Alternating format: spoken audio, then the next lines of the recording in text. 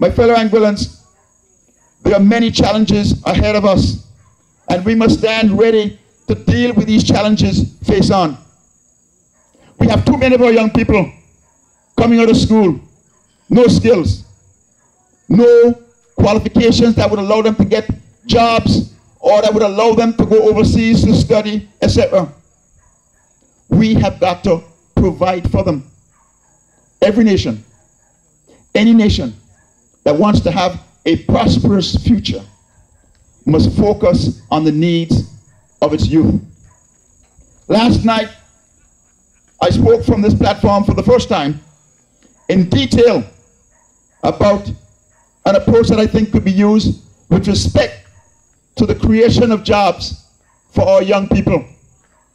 We've been talking for quite some time about having a hospitality school, a culinary school, where people can learn to function in the restaurant environment and to function in the hotel environment. It's all been just talk. Talk. I'm going to suggest to you that to establish a training facility of this nature should not be difficult. Should not be difficult.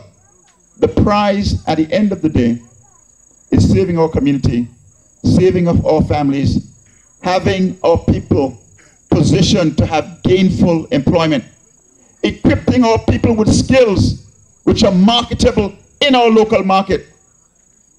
Every time a nation look at its young people, it should look at its young people in the context of what needs we have in our society that need to be satisfied, and you develop the human capacity, we develop our people to fit those roles.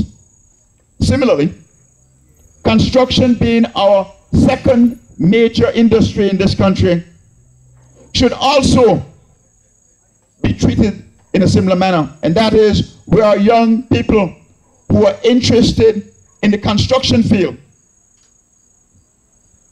can actually be trained in that field, and it can be done in a very creative way. That is, in a way where someone who is struggling to build a house but can get some funding can actually have their homes being built by these youngsters who are being trained in masonry, in carpentry, in electrical work and plumbing. And that way, this person gets a home that is subsidized because you have very, very cheap labor, inexpensive labor. And their house is built under the supervision of a teacher trainer who will pass on the skills in all these different disciplines to these young men in a very practical way while the house is being constructed. At the end of that, the person gets the house who is struggling to build it in the first place, and our guys, our young men, who will be the people working construction for most part, even though there are some women who would do this, would walk away with some basic training and a certificate. Those young people can then become apprentices assigned to rail contractors. And again, for a short period, we can subsidize, we can give the contractor some money to subsidize, to help him pay these guys for a while, 3 months, 4 months, 6 months. At the end of this training period, we have people who are skilled to work in the construction sector. Now, it might sound a little bit complicated, but it's easier than you think. All we're saying is that we'll have people trained in all the different areas of construction. They will be trained on houses that will be owned by people who are struggling because they can't quite qualify to build a house at today's labor cost. These people would have to be identified by some means, whether it's done through the social welfare department or whatever, or you go through an application process. At the end of the day, you'll have a well-constructed house that's done under supervision, and these young men in particular will be trained in all the different disciplines. It's easier than you think. This is real, it's practical. My fellow Anguillans, we've got to find a way to get our young people mobilized into the workforce.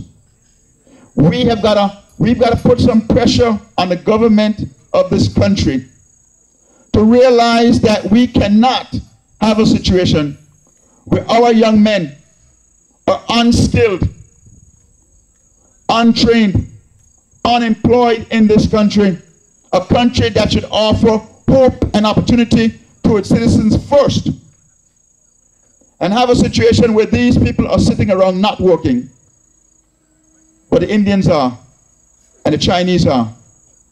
Something is wrong. Something is clearly wrong. You've got to ponder this. Tonight I'm appealing to you that in order to bring about this change, we have got to bring about a change in the leadership of this country. We have got to say goodbye to the United Front administration. I'm appealing to the people in this community. I'm appealing to the people in Valley North constituency to help me to get in government to serve you. I can assure you that I'm not going in there with a big ego. I had a job which was by far more challenging and rewarding, and probably with a lot more power than even the chief minister, because I was influencing 4 islands with the telecommunications in Grenada, St. Lucia, St. Vincent, and Dominica, with a budget that's twice as much as the budget of this country. So there's nothing about this that's really grandiose that's going to excite me. I believe that I am prepared to humble myself and serve this country faithfully, sacrificially, for the greater good of the people of this country, of all the people of this country. One of the things I'm going to ask you to do tonight, I'm going to ask you, if you have not had someone come by your house in the last 3 or 4 weeks to get your voters registration sorted out, or you have not seen Stanford Richardson from Northside, there is a good chance that come election day, despite the fact that you say you voted last time, there's a good chance that your name is not on the voters list. We had an opportunity to go through Northside and North Valley, and what we found there was alarming. Over 70% of the people in that community were off the voters list. 70%. There is a good chance that a lot of people living in this community are not registered to vote. While you might find that the things I'm saying are good and appealing, if come election day you go to vote and your name is not on that list, you cannot vote. It is that serious. You are denied your democratic right. But there are those who will say, in order for you to exercise your democratic right, you have got to ensure that you are registered. It is